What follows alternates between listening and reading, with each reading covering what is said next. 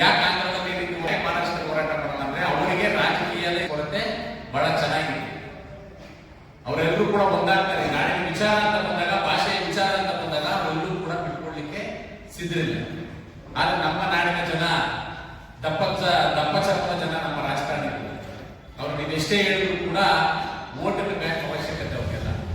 ಆ ಓಟಿನ ಬ್ಯಾಂಕ್ ರಾಜಕಾರಣಕ್ಕೋಸ್ಕರ ಯಾವುದೇ ಒಬ್ಬ ಭಾಷಿಕ ಕನ್ನಡಿಗರ ಮೇಲೆ ಸವಾರಿ ಮಾಡಿ ಯಾರು ಕೂಡ ಪ್ರಶ್ನೆಯನ್ನ ಮಾಡಲ್ಲ. ಯಾಕಂದ್ರೆ ಎಲ್ಲವನ್ನೂ ಸಹಿಸಿಕೊಂಡು ಕೂತ್ಕೊಳ್ಳುವಂತ ಶಕ್ತಿ ಕನ್ನಡಿಗರಿಗೆ ಇದೆ ಅಂತ ಅವರೆಲ್ಲ ಕೂಡ ಅರ್ಥ ಮಾಡ್ಕೊಂಡಿದ್ದಾರೆ. ನಾಗಣ್ಣವರೇ, ಏನ್ ನೀವು 9ನೇ ತಾರೀಕು ಮಾಡಿರ್ತಕ್ಕಂಥ ಪ್ರತಿಭಟನೆ ನಿಮ್ಮದೇ ರೀತಿಯಲ್ಲಿ ಅಷ್ಟು 150 ಜನ ಬಂದು ನಿಮ್ಮನ್ನ ಪ್ರಶ್ನೆ ಮಾಡಿದ್ರು ಕೂಡ ಧೈರ್ಯವಾಗಿ ಈ ನಾಡಿನಲ್ಲಿ ಕನ್ನಡವೇ ಬಹಳ ಮುಖ್ಯ, ಕನ್ನಡವೇ ಸಾರ್ವಭೌಮ ಅನ್ನತಕ್ಕಂಥ ಮಾತನಾಡಿದ್ರ. ಏನಿವತ್ತು 15 ದಿನ ಗಡುವನ್ನ ಕೊಡ್ತಾ ಇದ್ದಾರೆ, ನೀವು ಖಂಡಿತ ಕೊಡಿ. ಮುಂದಿನ ದಿನಗಳಲ್ಲಿ 15 ದಿನಗಳ ಒಳಗಡೆ ಏನು ಮೈಸೂರು ಜಿಲ್ಲಾ ಮಹಾನಗರ ಪಾಲಿಕೆಯವರು ಇದನ್ನ ಬದಲಾವಣೆ ಮಾಡದೆ ಹೋದ್ರೆ ಬೆಂಗಳೂರಿಂದ ನಾವೆಲ್ಲರೂ ಕೂಡ ಸುಮಾರು 100 ಸಂಖ್ಯೆಯಲ್ಲಿ ಮೈಸೂರು ನಗರವನ್ನ ಪ್ರವೇಶ ಮಾಡೋಣ. ಎಲ್ಲೆಲ್ಲಿ ಈ ರೀತಿಯ ದಬ್ಬಾಳಿಕೆ ಭಾಷೆಗಳನ್ನ ಹಾಕಿರ್ತಾರೆ ಅದೆಲ್ಲವನ್ನ ಮಸಿ ಬಳಿಯುವುದರ ಮುಖಾಂತರ ಕನ್ನಡಿಗರ ಶಕ್ತಿಯನ್ನ ತೋರಿಸೋಣ. ಇದು ಯಾರು ಬೇಕು ಅವಶ್ಯಕತೆ ಇಲ್ಲ. ಯಾಕಂದ್ರೆ ಇದೇನು ಯಾರಪ್ಪ ಮಾಡಿ ತೋಡ್ತಪ್ಪ ಮನೆ ಚಿತ್ರ ಅಲ್ಲ. ಕರ್ನಾಟಕ ಕನ್ನಡಿಗರು ಬಾಳ್ಳೆಯಿಂದ ಕಟ್ಕೊಂಡದ್ದು. ಇದನ್ನ ನಾವೆಲ್ಲರೂ ಕೂಡ ಅರ್ಥ ಮಾಡ್ಕೋಬೇಕು. ಕನ್ನಡಿಗರು ಬಿಟ್ಟಿರೋದನ್ನ ಕಟ್ಕೊಂಡಿರ್ಬೇಕೆ ಹೊರತು ನಿಮ್ಮದೇ ಆದಂತ ರೀತಿಯಲ್ಲಿ ಗೂಂಡಾವರ್ತನೆ ಗೂಂಡಾಗಿ ತೋರಿಸಲಿಕ್ಕೆ ಬಂದ್ರೆ ನಾವ್ಯಾರು ಕೂಡ ಸಹಿಸಲ್ಲ. ಅವ್ರು ಯಾವುದೇ ಭಾಷಿಕರಾಗಿರ್ಲಿ, ಅವ್ರು ಯಾವುದೇ ಧರ್ಮ ಆಗಿರ್ಲಿ, ನಮ್ಗೆ ಅವಲೇ ಹೇಳಿದಕ್ಕೆ ಕನ್ನಡವೇ ಜಾತಿ, ಕನ್ನಡವೇ ಧರ್ಮ, ಕನ್ನಡವೇ ದೇವರು. ಇಲ್ಲಿ ಯಾರ್ಯಾರು ಬದುಕ್ತಾ ಇದ್ದೀರಾ ಕನ್ನಡಿಗರಾಗಿ ಬಾಳದ್ರೆ ನಿಮ್ಗೆ ಇಲ್ಲಿ ಬದುಕು. ಇಲ್ಲದೆ ಹೋದ್ರೆ, ಯಾಕಂದ್ರೆ ನಮ್ಮ ಹಳ್ಳಿ ಕಡೆ ಅವ್ರು ಮಾತಾಡ್ತಾರೆ, ಎಲ್ಲಾ ದೇವರುಗಳು ಮೊಸರನ್ನ ತಿನ್ನಲ್ಲ, ಕೆಲವು ದೇವರಿಗೆ ಬರಿ ಹೊಡಿಬೇಕಾಗುತ್ತೆ. ಅಂತ ಕೆಲಸನು ಕನ್ನಡದ ಹೋರಾಟಗಾರರಿಗೆ ಗೊತ್ತಿದೆ. ನಾವು ಅದನ್ನೂ ಮಾಡ್ಲಿಕ್ಕೆ ಸಿದ್ಧರಿದ್ದೇವೆ. ನಾಗಣ್ಣವರೇ, ಏನಿವತ್ತು ತೀರ್ಮಾನವನ್ನ ತಗೊಂಡು ಪತ್ರಿಕಾಗೋಷ್ಠಿಯನ್ನ ಕರೆದಿದ್ದೀರಾ? ಈ ಮೈಸೂರು ಜಿಲ್ಲೆಯಲ್ಲಿ ಎಷ್ಟು ಸರ್ಕಾರಿ ಕಚೇರಿಗಳಿದ್ದಾವೆ, ಸರ್ಕಾರಿ ನಾಮಫಲಕಗಳಿದ್ದಾವೆ, ಎಲ್ಲಾ ನಾಮಫಲಕಗಳಲ್ಲೂ ಕನ್ನಡ ಪ್ರಮುಖವಾಗಿ 70% ಇರಲೇಬೇಕು. 30% ಆಂಗ್ಲ ಪದವನ್ನ ಬಳಸ್ಕೊಳ್ಳಿ, ನಮ್ಗೇನು ಅಭ್ಯಂತರ ಇಲ್ಲ. ಆದ್ರೆ ಅದು ಬಿಟ್ಟು ನಾನಿನ್ನೊಂದು ಭಾಷೆ ಹಾಕ್ಕೊತೀನಿ, ನಾನಿನ್ನೊಂದು ಭಾಷೆ ಹಾಕ್ಕೊತೀನಿ ಅಂದ್ರೆ ಎಲ್ಲರಿಗೂ ಕೂಡ ಒಂದೇ ಉತ್ತರ. ಕನ್ನಡದ ಕೆಲಸದಲ್ಲಿ, ಕನ್ನಡದ ಹೋರಾಟದಲ್ಲಿ ನಾವೆಲ್ಲರೂ ಕೂಡ ಅದಕ್ಕೆ ಉತ್ತರವನ್ನ ಕಲಿಸೋಣ. ಯಾರು ಏನೇ ಎಂತ ಮೊಕದ್ದಮೆಗಳು ನಮ್ಮ ಮೇಲೆ ಹಾಕೋದು ಚಿಂತೆ ಇಲ್ಲ. ಯಾಕಂದ್ರೆ ಈಗಾಗಲೇ ನಮ್ಮ ಸರ್ಕಾರಗಳು ಕೊಟ್ಟರೆ ಬಹುಮಾನಗಳು ಎಷ್ಟು ಕನ್ನಡ ಪರ ಹೋರಾಟಗಾರರು ರಸ್ತೆಗಳಲ್ಲಿ ಹೋರಾಟ ಮಾಡ್ತಾರೆ ಅಂದ್ರೆ ಅವ್ರನ್ನ ಬಗ್ಗು ಬಡಿಯೋದು ಯಾವ್ದಪ್ಪ ಅಂದ್ರೆ ಅವ್ರ ಮೇಲೆ ಮೊಕದ್ದಮೆಗಳು ಹಾಕೋದು. ಈ ತರ ಮೊಕದ್ದಮೆ 22 ವರ್ಷಗಳಿಂದ ನಾವು ಎಲ್ಲವನ್ನ ಸಹಿಸ್ಕೊಂಡು ಬಂದಿದ್ವಿ, ತೊಂದರೆ ಇಲ್ಲ. ಈ ನಾಡಿನ ಬಹಳ ಅದ್ಭುತವಾದಂತ ಸಂಸ್ಕೃತಿ ಸಾಂಸ್ಕೃತಿಕ ಉಳಿದಿದೆ ಅಂದ್ರೆ ಅದು ಮೈಸೂರು ಜಿಲ್ಲೆ. ಬಹಳ ಸಂತೋಷ ಆಗುತ್ತೆ ನೀವು ಮಾಡತಕ್ಕಂಥ ಹೋರಾಟ. ನೀವು ಯಾವುದಕ್ಕೂ ಜಗ್ಬೇಡಿ, ಬಗ್ಬೇಡಿ. ನಿಮ್ಮ ಜೊತೆಯಲ್ಲಿ ಇಡೀ ಕನ್ನಡಿಗರ ರಕ್ಷಣಾ ವೇದಿಕೆ ಅಲ್ಲದೆ ಇನ್ನೂ ಹಲವಾರು ಕನ್ನಡ ಪರ ಹೋರಾಟಗಾರರು, ಕನ್ನಡ ಪರ ಸಂಘಟನೆಯವರು ನಿಮ್ ಜೊತೆಲಿ ಇದ್ದೀವಿ. ನೀವು ಮಾಡತಕ್ಕಂಥ ಹೋರಾಟಕ್ಕೆ ಜಯ ಸಿಗಲಿ ಅಂತ ಹೇಳಿ ನಾವು ನಮ್ಮ ಮಾತನ್ನ ಮುಗಿಸ್ತೀವಿ. ಜೈ ಹಿಂದ್, ಜೈ ಕರ್ನಾಟಕ. ಮಾತೆ ಆತ್ಮೀಯ ಮಾಧ್ಯಮ ಮಿತ್ರರೇ, ಇವತ್ತೇನು ಇದೇ ತಿಂಗಳು ಡಿಸೆಂಬರ್ 9ನೇ ತಾರೀಕು ನಡೆದಂತ ಘಟನೆ ರಾಜಕಾರಣಿಗಳು ತಲೆ ತಗ್ಗಿಸ್ತಾರೆ. ಆ ಬಂಡವಾಳ ಬದುಕ್ತಾ ಇರೋದ್ರಿಂದ ಇವತ್ತು ಈ ಘಟನೆ ನಡೆದಿದೆ. 224 ಜನ MLAಗಳ ಬೇಜವಾಬ್ದಾರಿತನ, ಈ ನಾಡಿನ ಮುಖ್ಯಮಂತ್ರಿಗಳ ದುರಾಡಳಿತ, ವೋಟ್ ಬ್ಯಾಂಕ್ ರಾಜಕಾರಣವೇ ಅವತ್ತಿನ ಘಟನೆಗೆ ಮುಖ್ಯ ಕಾರಣ ಅಂತ ನಮ್ಮ ಮೈಸೂರು ಉದಯವಂತ ಕನ್ನಡಿಗರ ಬಳಗದಿಂದ ಉಗ್ರವಾಗಿ ಖಂಡಿಸುವುದರ ಮೂಲಕ ಈ ಒಂದು ಹೋರಾಟಕ್ಕೆ ನಾವು ಸಂಪೂರ್ಣವಾಗಿ ನಮ್ಮ ಮೈಸೂರು ಉದಯವಂತ ಕನ್ನಡಿಗರ ಬಳಗದಿಂದ ಸಂಪೂರ್ಣವಾಗಿ ಬೆಂಬಲವನ್ನು ಕೊಡ್ತೇವೆ. ಒಂದು ಕಡೆ ಮಾನ್ಯ ಮುಖ್ಯಮಂತ್ರಿಗಳು ಹೇಳ್ತಾರೆ, no English, only Kannada, this is Karnataka. ಸಾಂಸ್ಕೃತಿಕ ನಗರ ಎಂತ ಹೋಗ್ತಾ ಇದೆ ಮಾನ್ಯ ಮುಖ್ಯಮಂತ್ರಿಗಳೇ? 224 ಜನ ಶಾಸಕರು ಪವಿತ್ರವಾದಂತ ವಿಧಾನಸೌಧ ಕೂತ್ಕೊಂಡು ಏನ್ ದಬಾಗ್ತಾ ಇದ್ದೀರಾ? ನಮ್ಮ ಮೈಸೂರು ಉದಯವಂತ ಕನ್ನಡಿಗರ ಬಳಗದಿಂದ ಸತತವಾಗಿ 20 ವರ್ಷದಿಂದ ನಾವು ಹೋರಾಟ ಮಾಡ್ತಾ ಇದ್ದೀವಿ ನಾಮಫಲಕಗಳ ಬಗ್ಗೆ. ನಾವು ಹೋರಾಟ ಮಾಡಿದಾಗ ನೀವು ಮಾಡುವಂತ ಕೆಲಸ ಪಾರದರ್ಶಕವಾಗಿ ಯಾಕೆ ಮಾಡಕ್ಕಾಗ್ತಾ ಇಲ್ಲ? ಸಾರ್ವಜನಿಕರು ಕಟ್ಟುವಂತ ತೆರಿಗೆಯಿಂದ ಸಂಬಳ ತಗೊಂಡು ಏಸಿ ರೂಪಾಯಿ ಕೂತಿರ್ತಕ್ಕಂಥ ಅಧಿಕಾರಿಗಳ ಕೆಲಸ ಏನು? ಇವತ್ತು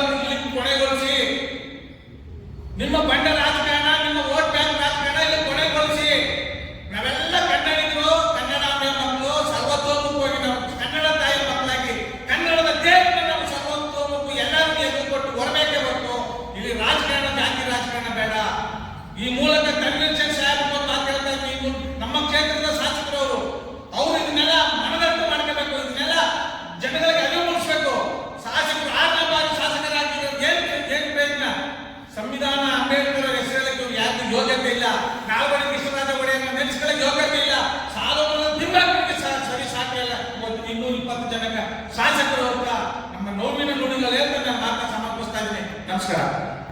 ರಕ್ಷಣಾ ವೇದಿಕೆಯ ಮಂಡ್ಯ ಜಿಲ್ಲಾಧ್ಯಕ್ಷ ಎಚ್ ಡಿ ಜಯರಾಮ್ ಅವರು. ಎಲ್ಲ ಮಾಧ್ಯಮದ ಮಿತ್ರರಿಗೆ ನಮಸ್ಕಾರಗಳು. ಏನು ಈ ಘಟನೆ 9ನೇ ತಾರೀಕು ನಡೆದದ್ದು ಸಮಸ್ತ ಕನ್ನಡಿಗರೆಲ್ಲರೂ ಒಕ್ಕೊಲಿಂದ ಖಂಡಿಸ್ತಾ ಇದ್ದಾರೆ. ಏನಪ್ಪ ಇವತ್ತು ರಾಜ್ಯ ಸರ್ಕಾರ ಇವತ್ತು ಮೈಸೂರು ಸಂಸ್ಥಾನದಲ್ಲಿ ಅದರಲ್ಲೂ ನಾಲ್ವಡಿಯವರ ಅಪಾರವಾದಂತಹ ಕಾಳಜಿ ಉಳ್ಳಂತ ಕೆಲಸ ಕಾರ್ಯಗಳ ಮಧ್ಯದಲ್ಲಿ ಎಲ್ಲ ಜನಾಂಗದ ಜೊತೆ ಬೆರ್ತಂತವರು ಅಂತವರ ನಾಡಿನಲ್ಲಿ ಇವತ್ತು ಯಾವುದೋ ಬೇರೆ ಭಾಷೆಯನ್ನ ಬಳಕೆ ಮಾಡ್ತೀವಿ ಅಂತಕ್ಕಂಥದ್ದು ಅಕ್ಷಮ್ಯ ಅಪರಾಧ. ಯಾಕೆಂದ್ರೆ ಇವತ್ತು ಬೇರೆ ರಾಜ್ಯಗಳಲ್ಲಿ ಅವ್ರದೇ ಆದ ಭಾಷೆಗಳಲ್ಲಿ ಅವ್ರದೇ ಆದ ಇದರಲ್ಲಿ ರಾಜಕಾರಣವನ್ನ ಮಾಡುವಂತ ವ್ಯವಸ್ಥೆ ಇರುವಂತದ್ರಲ್ಲಿ ಎಲ್ಲ ರಾಜ್ಯಗಳಲ್ಲಿ ಅವರವರ ಭಾಷೆಗೆ ಆದ್ಯತೆ ಕೊಡ್ತಾರೆ. ನಮ್ಮ ರಾಜ್ಯದಲ್ಲಿ ಯಾಕೆ ನಮ್ಮ ಭಾಷೆಯನ್ನು ನಾವು ಎತ್ತಿ ಹಿಡಿತಾ ಇಲ್ಲ? ಆಡೋ ಭಾಷೆಯನ್ನಾಗಿ, ಬದುಕು ಭಾಷೆಯನ್ನಾಗಿ, ಅನ್ನದ ಭಾಷೆಯನ್ನಾಗಿ ಎಲ್ಲ ಪ್ರತಿ ಗಾಳಿ ಎಲ್ಲವೂ ಸರ್ವವೂ ಬೇಕು ನಮ್ಗೆ. ಆದ್ರೆ ನಮ್ಮ ಭಾಷೆ ಮಾತ್ರ ಯಾಕೆ ಬೇಡ? ಭಾಷೆಗೆ ನೀವು ನಿಜವಾಗ್ಲೂ ಒತ್ತು ಕೊಡ್ಬೇಕು. ಇವತ್ತು ಎಲ್ಲ ಉರ್ದು ಭಾಷಿಕರಲ್ಲಿ ವಿನಂತಿ ಮಾಡ್ತೀನಿ, ನೀವು ನಿಮ್ಮ ನಿಮ್ಮ ಮನೆಗಳಲ್ಲಿ ನಿಮ್ಮ ಭಾಷೆನ ಬಳಕೆ ಮಾಡಿ. ಸಾರ್ವಜನಿಕವಾಗಿ ಎಲ್ಲರೂ ಕನ್ನಡಿಗರು ಕರ್ನಾಟಕದಲ್ಲಿ ಇದ್ದೀವಿ, ಕನ್ನಡಿಗರಾಗೆ ಮಾಡಬೇಕು. ಕನ್ನಡಿಗರ ವ್ಯವಹಾರ ಬೇಕು, ಕನ್ನಡಿಗರ ವ್ಯಾಪಾರ ಬೇಕು. ಆದ್ರೆ ಕನ್ನಡ ಭಾಷೆ ಯಾಕೆ ಬೇಡ ಅಂತಕ್ಕಂಥದ್ದು ನಮ್ಗೆ ಯೋಚನೆ ಮಾಡುವಂತ ಪರಿಸ್ಥಿತಿ ನಿರ್ಮಾಣವನ್ನ ಮಾಡ್ತಾ ಇದ್ದೀರಿ. ಅದಾಗಬಾರ್ದು. ಇವತ್ತು ನೀವು ಎಲ್ಲಾ ಕಡೆ ದೇವಸ್ಥಾನಗಳಲ್ಲಿ ಅಥವಾ ಮಸೀದಿಗಳಲ್ಲಿ ಚರ್ಚ್ಗಳಲ್ಲೇ ಆಗಲಿ ಎಲ್ಲರೂ ಕನ್ನಡದಲ್ಲೇ ಮಾತಾಡಬೇಕು, ಕನ್ನಡದಲ್ಲೇ ಹೇಳಬೇಕು, ಕನ್ನಡದಲ್ಲೇ ಪ್ರತಿಯೊಂದು ಪಾಲಿಸಬೇಕು ಅಂತ ನಾವು ಈ ಮೂಲಕ ಆಗ್ರಹಿಸ್ತಾ ಇದ್ದೀವಿ. ಇದು ಮರುಕಳಿಸ್ತಾ ಇದೆ. ಮತ್ತೆ ಮತ್ತೆ ನಾವು ಉಗ್ರವಾದಂತ ಹೋರಾಟವನ್ನು ಮಾಡಬೇಕಾಗುತ್ತೆ. ಎಲ್ಲ ಕನ್ನಡಿಗರ ವ್ಯವಸ್ಥೆ ಒಳಗೆ ಇರ್ತಕ್ಕಂಥ ವ್ಯವಸ್ಥೆಗಳಿಗೆ ತಾವು ಇದ್ದೀರಿ.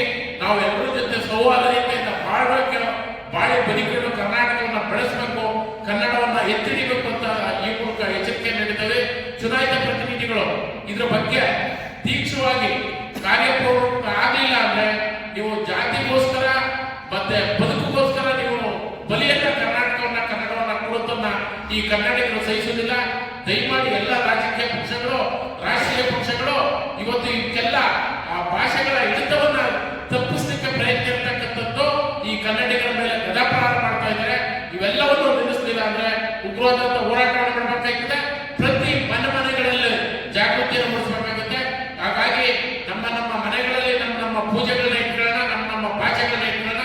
ಸಾರ್ವಜನಿಕರು ನಾವೆಲ್ಲರೂ ಕನ್ನಡಿಗರು, ಬಳಕೆ ಯಾವಾಗಿದ್ರು ಕನ್ನಡನೇ ಆಗ್ಬೇಕು ಎಲ್ಲ ವರ್ಗದ ಜನರು ಅಂತ ಈ ಮೂಲಕ ಅವರಲ್ಲಿ ವಿನಂತಿಸ್ತಾ ಮತ್ತೆ ರಾಜ್ಯ ಸರ್ಕಾರಕ್ಕೆ ಮತ್ತೆ ಮಹಾನಗರ ಪಾಲಿಕೆಗೆ ಎಚ್ಚರಿಕೆಯನ್ನು ಕೊಡ್ತಾ ಇದ್ದೀವಿ.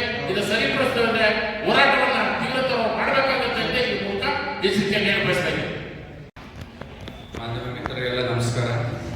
ಇವಾಗ ನಮ್ಮ ಸ್ನೇಹಿತರಿಗೆ ಏನು ಹೇಳಿದ್ರೆ ನಮ್ಮ ಕನ್ನಡ ಹೋರಾಟಗಾರರು ಎಲ್ಲ ಆಲ್ರೆಡಿ ಹೇಳಿದ್ದಾರೆ.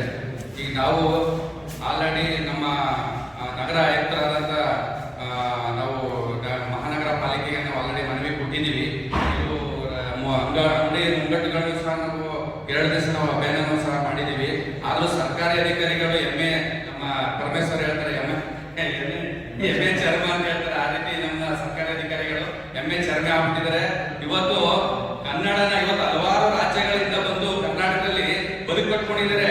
ಆದ್ರೆ ಕನ್ನಡ ಭಾಷೆ ಮಾತ್ರ ಅವ್ರಿಗೆ ಬೇಕಾಗಿಲ್ಲ. ಕನ್ನಡದವ್ರಿಗೆ ಎಲ್ಲ ಜಾಗ ಬೇಕು, ನೆಲೆ ಬೇಕು, ನೀರು ಬೇಕು, ಊಟ ಬೇಕು, ಅವ್ರಿಗೆ ಬಿಸ್ನೆಸ್ ಮಾಡಕ್ಕೆ ಬದುಕಟ್ಕೊಳ್ಳೋಕೆ ಎಲ್ಲ ಬೇಕು. ಆದ್ರೆ ಕನ್ನಡ ಭಾಷೆ ಮಾತ್ರ ಬೇಕಾಗಿಲ್ಲ ಅವ್ರಿಗೆ. ಹಾಗಾಗಿ ನಮ್ಮ ಕನ್ನಡಿಗರಿಗೆ ಹೇಳೋದು ಹೊರ ರಾಜ್ಯಗಳಿಂದ ಬಂದಿದೆ ಜೀವನ ಏನ್ ಕಟ್ಕೊಂಡಿದ್ದಾರೆ ಅವ್ರಿಗೂ ಸಹ ಹೇಳ್ತಿರೋದು, ಈ ನಾಡಿನಲ್ಲಿ ಬದುಕ್ತಾ ಇದ್ದೀರಿ, ಈ ನಾಡಿನಲ್ಲಿ ನೀರು ಕುಡಿತಾ ಇದ್ದೀರಿ, ಅನ್ನ ತಿಂತಾ ಇದ್ದೀರಿ. ಇವತ್ತು ಇಲ್ಲಿ ಬಂದು ನೀವು ಬಿಸ್ನೆಸ್ ಮಾಡಿ ದುಡ್ಡು ಮಾಡ್ತಾ ಇದ್ದೀರಿ.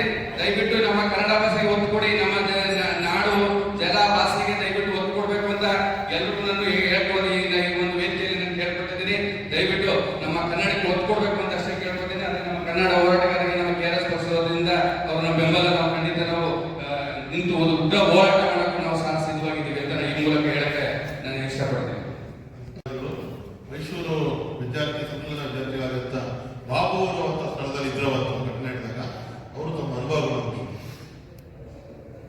ಎಲ್ಲ ವೇದಿಕೆ ಮೇಲೆ ಇರ್ತಕ್ಕಂಥ ಗಣ್ಯರೇ, ಹಾಗೆ ವೇದಿಕೆ ಮುಂಭಾಗ ಇರ್ತಕ್ಕಂಥ ಮಾಧ್ಯಮ ಮಿತ್ರರೇ, ಬಹಳ ಮುಖ್ಯವಾಗಿ ನಾವು ಚರ್ಚೆ ಮಾಡಬೇಕಾಗಿರ್ತಕ್ಕಂಥ ವಿಷಯ, ನಾವು ಭಾರತದ ಸಂವಿಧಾನದ ಆಶಯಕ್ಕೆ ಪೂರಕವಾದಂಥ ವ್ಯವಸ್ಥೆ ಈ ನಾಡಲ್ಲಿ ಇರಬೇಕು ಮತ್ತು ಈ ದೇಶದಲ್ಲಿ ಇರಬೇಕು ಅಂತಕ್ಕಂಥ ಮೊಟ್ಟ ಮೊದಲ ಬಾರಿಗೆ ಬಯಸ್ತಕ್ಕಂಥದ್ದು ನಾವು. ಯಾಕೆ ಈ ಮಾತನ್ನು ನಾನು ಹೇಳ್ತೀನಿ ಅಂತ ಏನಂತಂದ್ರೆ, ನಾವು ಪ್ರಜಾಪ್ರಭುತ್ವ ವ್ಯವಸ್ಥೆಯಲ್ಲಿ ಸಂವಿಧಾನದ ಆಶಯಗಳನ್ನ ಇಟ್ಕೊಂಡು ನಾವು ಬದುಕನ್ನ ಕಟ್ಟಬೇಕು ಅಥವಾ ನಾವು ನಡಿಬೇಕು ಅಂತಕ್ಕಂಥ ಒಂದು ಗ್ರಂಥ ನಮ್ಗೆ ಭಾರತದ ಸಂವಿಧಾನ. ಆದ್ರೆ ಇವತ್ತು ಯಾವುದೇ ಫಂಡಮೆಂಟಲಿಸಂ ಆಗಿರಲಿ, ನಾವು ನಮ್ಮ ಭಾರತದ ಸಂವಿಧಾನಕ್ಕೆ ಗೌರವ ಕೊಡದೆ ನಾವು ಬೇರೆ ಗೌರವ ಕೊಡ್ತಾ ಇದೀವಿ. ನಾವು ಹೇಳ್ತಾ ಇರೋದು ಏನು ಅಂತಂದ್ರೆ, ನೀವು ನಿಮ್ಮ ಧರ್ಮ, ನಿಮ್ಮ ಭಾಷೆ, ನಿಮ್ಮ ಆಚರಣೆ ನಿಮ್ಮ ಮನೆಯಲ್ಲಿ ಮಾಡಿ ನಮ್ಗೆ ವಿರೋಧ ಇಲ್ಲ. ನೀವು ಮನೆಯಿಂದ ಆಚೆ ಬಂದ ಮೇಲೆ ನಮ್ಗೆ ನಮ್ಮ ಧರ್ಮಗಳಂತ ಅಥವಾ ನಮ್ಮ ಒಟ್ಟು ಬಾಳುವಿಕೆಗೆ ಅಥವಾ ಶಾಂತಿಯುತಕ್ಕೆ ಐಕ್ಯತೆಗೆ ಕಾಪಾಡಲಿಕ್ಕೆ ಬೇಕಾಗಿರ್ತಕ್ಕಂಥದ್ದು ನಮ್ಮ ಭಾರತದ ಸಂವಿಧಾನ. ನಾವು ಅಷ್ಟೇ ಕೇಳ್ತಾ ಇರೋದು, ಭಾರತದ ಸಂವಿಧಾನದ ಆಶಯಗಳನ್ನ ನೀವು ಪ್ರತಿಯೊಬ್ಬರು ಪಾಲಿಸಿ ಅಂತ. ಇನ್ನೇನು ಕೇಳ್ತಿಲ್ಲ ನಾವು. ಯಾವುದೇ ಹಿಂದೂ ಧರ್ಮ, ಮುಸಲ್ಮಾನ್ ಧರ್ಮ, ಇನ್ನೊಂದು ಧರ್ಮಕ್ಕೆ ನಾವೇನು ಒತ್ತಾಯ ಮಾಡ್ತಿಲ್ಲ. ಆದ್ರೆ ನಾವು ಭಾಷೆ ಮಾಡ್ತಕ್ಕಂಥದ್ರಲ್ಲಿ ನಮ್ಮ ಕನ್ನಡ ನಾಡಿನಲ್ಲಿ ಕನ್ನಡದಲ್ಲಿ ಕರ್ನಾಟಕದ ಲೆಟರ್ಗಳು, ಕನ್ನಡದ ಆಡಳಿತ ಭಾಷೆ ಏನಿದೆ ಅದನ್ನು ನೀವು ಪೂರ್ಣ ಪ್ರಮಾಣದಲ್ಲಿ ಇರಬೇಕು ಅಂತಕ್ಕಂಥದ್ದು. ಒಂದು ಕಮ್ಯುನಿಕೇಶನ್ ಲ್ಯಾಂಗ್ವೇಜ್ ಏನು ಇಂಗ್ಲಿಷ್, ಆಂಗ್ಲ ಭಾಷೆ ಅಂತ ಕರಿತೀವಿ, ಅದನ್ನು ನೀವು ಹಾಕೊಳ್ಳಿ. ಆದ್ರೆ ನೀವು ವಾಣಿಜ್ಯ ಮಳಿಗೆಗಳು ಅಥವಾ ವ್ಯಾಪಾರದ ಬೇರೆ ಬೇರೆ ಕಡೆ 70-30 ಅಥವಾ 60-40 ಇದೆ, ಅದನ್ನ ನಾವು ವಿರೋಧ ಮಾಡ್ತಿಲ್ಲ. ನಾವು ಮಾಡ್ತಿರ್ತಕ್ಕಂಥದ್ದು ಗೌರ್ಮೆಂಟ್ ಅಲ್ಲಿ ನೀವು ಆಗಿರ್ತಕ್ಕಂಥ ಮಹಾನಗರ ಪಾಲಿಕೆಯ ಬೋರ್ಡ್ ಅಲ್ಲಿ ನೀವು ಹಾಕೋದು ಇನ್ನೊಂದು ಭಾಷೆ ತಪ್ಪು, ಅದು ಅವೈಜ್ಞಾನಿಕ ಮತ್ತೆ ಕಾನೂನು ಬಾಹಿರ ಅಂತಕ್ಕಂಥ ಮಾತನ್ನ ಹೇಳ್ತಾ ಇದೀವಿ. ಆದ್ರೆ ಅದನ್ನ ಕೇಳಲಿಕ್ಕೆ ರೆಡಿ ಇಲ್ಲ ಇನ್ನೊಂದು ಧರ್ಮ. ನಾವು ಅವ್ರಿಗೂ ಅರ್ಥ ಮಾಡ್ತಾ ಇದೀವಿ, ನಿಮ್ಮ ವಿರುದ್ಧ ಅಲ್ಲ, ಧರ್ಮದ ವಿರುದ್ಧ ಅಲ್ಲ. ಇದು ಭಾರತ ಕರ್ನಾಟಕ ಒಂದು ಐಕ್ಯವಾಗಿ ಬದುಕಬೇಕು. ಆ ನಿಟ್ಟಿನಲ್ಲಿ ನೀವು ಕೂಡ ಏನಾದ್ರು ತಪ್ಪು ಮಾಡಿದ್ರು ಸರಿಪಡಿಸ್ಕೋಬೇಕು. ನೀವು ಸರಿಪಡಿಸ್ಕೊಳ್ಳಿಲ್ಲ ಅಂದ್ರೆ ನಾವು ಹೇಗೆ ಸರಿಪಡಿಸ್ಬೇಕು ಅಂತ ನಮ್ಗೆ ಚೆನ್ನಾಗಿ ಗೊತ್ತು. ಅದನ್ನ ಮುಂದಿನ ದಿನಗಳಲ್ಲಿ ಮಾಡ್ತೀವಿ ಅಂತಕ್ಕಂಥ ಮಾತನ್ನ ಈ ಮೂಲಕ ಹೇಳ್ತಾ ಇದೀವಿ. ಎಂತ ದಬ್ಬಾಳಿಕೆ ಅಂತಂದ್ರೆ, ಸ್ವಾತಂತ್ರ್ಯ, ವ್ಯಕ್ತಿ ಸ್ವಾತಂತ್ರ್ಯಕ್ಕೆ ಧಕ್ಕೆ ಬರ್ತಕ್ಕಂಥ ಮಾತುಗಳು ನಾವು ಮಾತಾಡ್ತಾರೆ. ಎಲ್ಲಿದ್ದೀರಿ ಸ್ವಾಮಿ, ನಾವು ಭಾರತ ಸಂವಿಧಾನ ಅಂತ ನಾವು ಹೇಳ್ತೀವಿ. ನೀವು ಬಂದ ಮಂಡ್ಯದವರು ಹೋಗ್ಬೇಕು, ಊಟ ಮಾಡ್ಕೊಂಡು ವಾಪಸ್ ಇನ್ನೇನು ಮಾತಾಡ್ಬೇಕು ಅಂತಕ್ಕಂಥ ಒಂದು ದಬ್ಬಾಳಿಕೆ ವಿರುದ್ಧ ಮಾಡ್ತಾರೆ ಅಂತಂದ್ರೆ, ನಿಮ್ಮಲ್ಲಿ ದಬ್ಬಾಳಿಕೆ ಮಾಡ್ಕೊಂಡು ಹೋಗಕ್ಕೆ ಬಂದಿರೋದು ನಾವು. ನಮ್ಗೆ ಗೊತ್ತು ಚೆನ್ನಾಗಿ ಭಾರತ ಸಂವಿಧಾನನ ಎಷ್ಟು ಚೆನ್ನಾಗಿ ಕಲ್ತ್ಕೊಂಡಿದೀವಿ, ಎಷ್ಟು ಚೆನ್ನಾಗಿ ಪಾಲಿಸ್ತೀವಿ ಅಂತ. ನಿಮ್ಮಿಂದ ಕೇಳ್ಬೇಕಾಗಿಲ್ಲ. ನಾವು ಚೆನ್ನಾಗಿ ಪಾಲಿಸೋದು ಗೊತ್ತು, ಬೇರೆಯವರಿಗೆ ಸಂವಿಧಾನ ಹೇಳ್ಕೊಡೋದು ಗೊತ್ತು ಅಂತಕ್ಕಂಥ ಮಾತನ್ನ ಈ ಸಂದರ್ಭದಲ್ಲಿ ಹೇಳ್ತೀನಿ. ಇಷ್ಟಕ್ಕೆಲ್ಲ ಕಾರಣ ಏನು ಅಂತಂದ್ರೆ, ನಮ್ಮ ಆಡಳಿತ ಪಕ್ಷಗಳು ಇವತ್ತು ಒಂದು ವೋಟ್ ಬ್ಯಾಂಕ್ ರಾಜಕಾರಣಕ್ಕಾಗಿರ್ಬೋದು ಅಥವಾ ಇನ್ನೊಂದರ ರಾಜಕಾರಣಕ್ಕಾಗಿರ್ಬೋದು ಇವತ್ತು ನಡೀತಕ್ಕಂಥದ್ದು ಸರಿಯಲ್ಲ. ಆ ಕಾರಣಕ್ಕಾಗಿ ಒಂದು ಒಕ್ಕೂಟ ವ್ಯವಸ್ಥೆಯ ರಾಜಕಾರಣ ಮುಂದಿನ ದಿನಗಳಲ್ಲಿ ಕರ್ನಾಟಕದಲ್ಲಿ ಎಮರ್ಜ್ ಆಗಿದೆ, ಆ ಬೆಳವಣಿಗೆ ಆಗಿದೆ. ಇಂಥವಕ್ಕೆಲ್ಲವೂ ಕಡಿವಾಣ ಆಗ್ತಕ್ಕಂಥ ಒಂದು ಒಕ್ಕೂಟ ರಾಜಕಾರಣದ ವ್ಯವಸ್ಥೆ ಈ ನಾಡು, ಭಾಷೆ, ಜಲ ಎಲ್ಲ ಜನರ ಅಭಿವೃದ್ಧಿಗೆ ಪೂರಕವಾದಂತಹ ಒಂದು ರಾಜಕಾರಣದ ಅವಶ್ಯಕತೆ ಇದೆ. ಆ ನಿಟ್ಟಿನಲ್ಲಿ ನಾವೆಲ್ಲರೂ ಕೂಡ ಮುಂದಿನ ದಿನಗಳಲ್ಲಿ ಮಾಡೋಣ ಅಂತಕ್ಕಂಥ ಮಾತನ್ನ ಹೇಳಿ, ಮತ್ತೆ ಈಗಾಗಲೇ ನಾವು ಗಡುವು ಕೊಟ್ಟಿದ್ದೀವಿ 15 ದಿನಕ್ಕೆ. ಮಹಾನಗರ ಪಾಲಿಕೆ ಮತ್ತೆ ಮಹಾನಗರ ಪಾಲಿಕೆಯ ಕಮಿಷನ್ ನೀವೆಲ್ಲಿ ಬೇರೆ ಅಷ್ಟೇ ಜಾಗದಲ್ಲಿ ಇಲ್ಲ, ಅದು ಉರ್ದು ಭಾಷೆ, ಇನ್ನೆಲ್ಲ ಭಾಷೆಗಳು ಕೂಡ ಯಾವುದೇ ಭಾಷೆ ಇರಲಿ ಆ ಭಾಷೆಗಳೆಲ್ಲವನ್ನೂ ಕೂಡ ನೀವು ತೆರವುಗೊಳಿಸಬೇಕು ಅಂತಕ್ಕಂಥ ಮಾತನ್ನ ನಾನು ಈ ಮೂಲಕ ಹೇಳ್ತೀನಿ. ಹಾಗೆಯೇ ಮೈಸೂರು ಯೂನಿವರ್ಸಿಟಿ ಹೊಸದಾಗಿ ಮಾಡಿದಂತ ಬೋರ್ಡಲ್ಲೂ ಕೂಡ ನೆಕ್ಸ್ಟ್ ನಾವು ಅದನ್ನೇ ಕಾರ್ಯಕ್ರಮ ಮಾಡ್ತಾ ಇದ್ದೀವಿ. ಮೈಸೂರು ಯೂನಿವರ್ಸಿಟಿ ಏನ್ ಮಾಡಿದ್ದೀರಿ, ನೀವು ಲ್ಯಾಂಗ್ವೇಜ್ ಜೊತೆಗೆ ನೀವು ಸಂಸ್ಕೃತ ಭಾಷೆನ ದೊಡ್ಡದಾಗಿ ಬೋರ್ಡ್ ಹಾಕಿದ್ದೀರಿ. ಮೈಸೂರು ಹೆಬ್ಬಾಗ್ಲಲ್ಲೇ, ಮೈಸೂರು ಯೂನಿವರ್ಸಿಟಿ ಹೆಬ್ಬಾಗ್ಲಲ್ಲೇ. ಇದನ್ನು ಕೂಡ ಮುಂದಿನ ದಿನಗಳಲ್ಲಿ ತೆರವುಗೊಳಿಸಬೇಕು. ಕನ್ನಡದಲ್ಲೇ ಮೈಸೂರು ಹಳೆಯ ವಿಶ್ವವಿದ್ಯಾಲಯ, ಇಡೀ ಭಾರತ ದೇಶದ ತುಂಬಾ ಹಳೆಯ ವಿಶ್ವವಿದ್ಯಾಲಯ ಮೈಸೂರು. ಆ ಕಾರಣಕ್ಕಾಗಿ ಮೈಸೂರಲ್ಲೂ ಕೂಡ ನೀವು ಕನ್ನಡದಲ್ಲೇ ವಿಶ್ವವಿದ್ಯಾಲಯದ ಹೆಸರು ಇರಬೇಕು. ಇನ್ಯಾವುದೇ ಕಮ್ಯುನಿಕೇಶನ್ ಲ್ಯಾಂಗ್ವೇಜ್ ಮಾತ್ರ ಇರಬೇಕು ಅಂತಕ್ಕಂಥ ಒತ್ತಾಯನ ಕೂಡ ನಾವು ಮಾಡ್ತಾ ಇದ್ದೇವೆ. ಮುಂದಿನ ದಿನಗಳಲ್ಲಿ ಇದು ಯಾವುದೇ ರೀತಿಯಾದಂತಹ ಭಾಷೆಗಳ ಮೇಲೆ ದಬ್ಬಾಳಿಕೆ ಮಾಡಿದ್ರೆ ಕನ್ನಡಿಗರು ಸುಮ್ಮನೆ ಕೂತ್ಕೊಳ್ಳೋ ಪ್ರಶ್ನೆ ಇಲ್ಲ. ಮುಂದಿನ ದಿನಗಳಲ್ಲಿ ಇದಕ್ಕೆ ತಕ್ಕವಾದಂತಹ ಉತ್ತರವನ್ನ ನಾವು ಕೊಡ್ತೀವಿ ಅಂತಕ್ಕಂಥ ಮಾತನ್ನ ಹೇಳಿ, ನೀವೆಲ್ಲರೂ ಮಾಧ್ಯಮ ಗೆಳೆಯರು ಬಂದಿರತಕ್ಕಂಥ ಎಲ್ಲ ಮಾಧ್ಯಮ ಮಿತ್ರರಿಗೂ ಹಾಗೆ ನಮ್ಮ ಸಂಘಟನೆಗೂ ಒಂದ್ಸಿ ನಾನು ಮಾತನ್ನ ಮುಗಿಸ್ತೀನಿ. ಜೈ ಕರ್ನಾಟಕ. ನಾಡು ನುಡಿಯ ಒಂದು ಅನುಷ್ಠಾನಕ್ಕಾಗಿ ವಿಚಾರ ಹಂಚಿಕೊಂಡಂತ ಎಲ್ಲ ಹೋರಾಟಗಾರರಿಗೆ ಧನ್ಯವಾದಗಳು. ಒಟ್ಟಾರೆ ನಮ್ಮ ಕನ್ನಡ ಪರ ಹೋರಾಟಗಾರರ ಆಸೆ ಏನು ಅಂತ ಹೇಳಿದ್ರೆ, ಏನು ಸಂವಿಧಾನದ ಆಸೆ ಇದೆ ಒಕ್ಕೂಟ ವ್ಯವಸ್ಥೆಯಲ್ಲಿ, ಅದಕ್ಕೆ ಪೂರಕವಾಗಿ ಕುವೆಂಪು ಅವರು ಸರ್ವಜನಾಂಗದ ಶಾಂತಿಯ ತೋಟ ಅಂತ ಹೇಳಿದ್ದಾರೆ. ನಾವು ಆ ಶಾಂತಿಯ ತೋಟಕ್ಕೆ ಬದ್ಧರಾಗಿದ್ದೇವೆ. ಆದರೆ ಆ ಶಾಂತಿಯ ತೋಟದಲ್ಲಿ ನಾಡು ನುಡಿಗೆ ವಿರುದ್ಧವಾಗಿ ಈ ರೀತಿ ಕಲೆ ರೀತಿ ತೋಟದಲ್ಲಿ ಕಲೆ ಇದ್ರೆ ಯಾವ ತೋಟ ಚೆನ್ನಾಗಿರೋದಿಲ್ಲ. ಈ ತರ ಕಲೆ ತರ ಬೆಳವಣಿಗೆಗಳು ನಡೆದರೆ ಅದನ್ನ ಕಿತ್ತಾಕ್ತೀವಿ. ನಾವು ಅದನ್ನ ತೆಗೆದು ಸುಂದರವಾದ ಶಾಂತಿಯ ತೋಟವನ್ನ ಸರ್ವಜನಾಂಗ ಶಾಂತಿ ಬದ್ಧವಾಗಿದ್ದೇವೆ. ಕುವೆಂಪು ಆಶಯಕ್ಕೆ ಬದ್ಧವಾಗಿದ್ದೇವೆ. ಅದನ್ನ ಧಿಕ್ಕರಿಸಿ ಬೆಳವಣಿಗೆ ನಡೆದರೆ ತೇಜಸ್ವಿ ಅವರು ಹೇಳಿದಂಗೆ ಏನು ನಾವು ಕನ್ನಡ ವಿರೋಧಿಗಳಿಗೆ ಬೇರೆಲ್ಲವೂ ಹೆಚ್ಚಕ್ಕಾಗೋದಿಲ್ಲ, ಮಸೀದೆ ಬೆಳೆಯೋದು ಅದು ಇನ್ನು ಉಗ್ರ ರೂಪದಲ್ಲಿ ಬೆಳವಣಿಗೆ ಆಗ್ತದೆ ಅಂತ ಹೇಳಿ ಇವ್ರಿಗೆ ಎಚ್ಚರಿಕೆಯನ್ನ ನೀಡ್ತಾ ಒಂದು ಸುದ್ದಿಗೋಷ್ಠಿಯ